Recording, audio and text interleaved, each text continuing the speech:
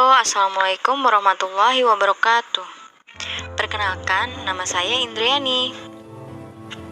Kali ini, saya akan membahas mengenai perekonomian Indonesia di era globalisasi. Sebelum saya lanjut bahas materi tersebut, pengertian globalisasi itu sendiri apa sih? Globalisasi ini sebenarnya dapat diartikan secara luas.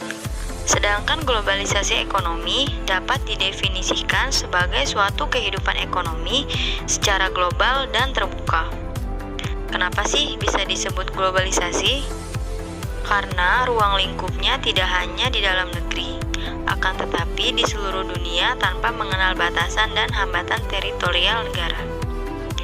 Kemudian, faktor-faktor yang memicu terjadinya globalisasi itu sendiri adalah: yang pertama, kemajuan teknologi, perubahan sosial, dan kebudayaan yang membuat jarak antara negara semakin dekat.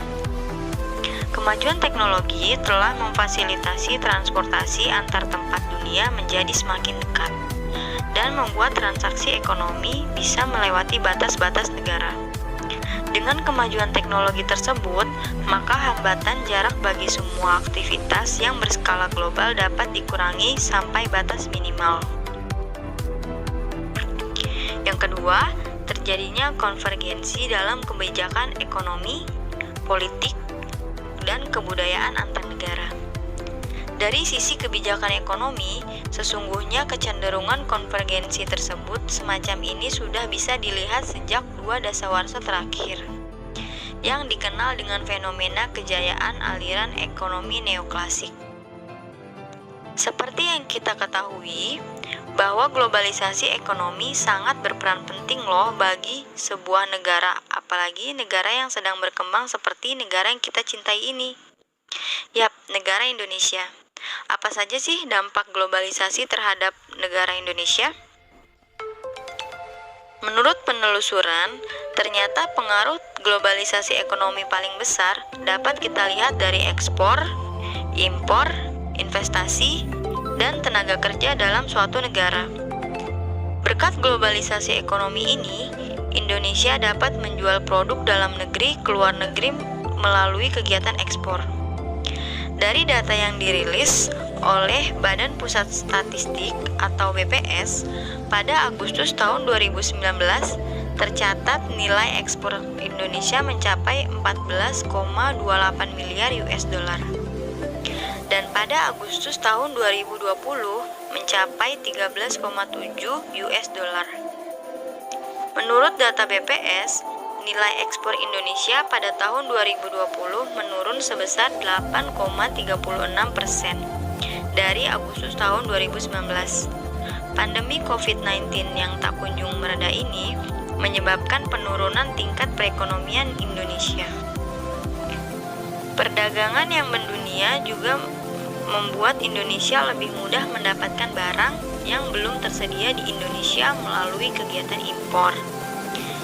Masih berdasarkan data BPS, pada Agustus 2019, tercatat nilai impor Indonesia pada Agustus tahun 2019 mencapai 14,20 miliar US dollar.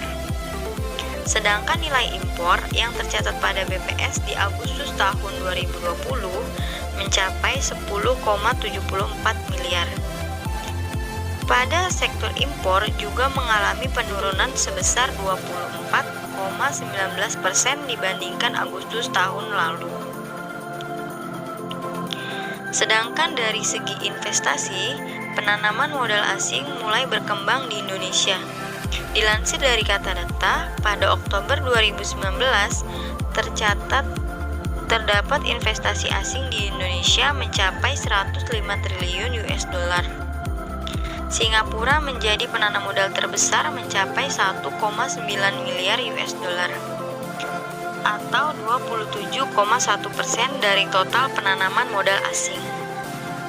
Sementara dari faktor tenaga kerja, sudah banyak tenaga kerja Indonesia yang bekerja di luar negeri dalam berbagai macam sektor. Masyarakat pun harus bekerja lebih giat agar tak kalah kualitas dengan negara asing.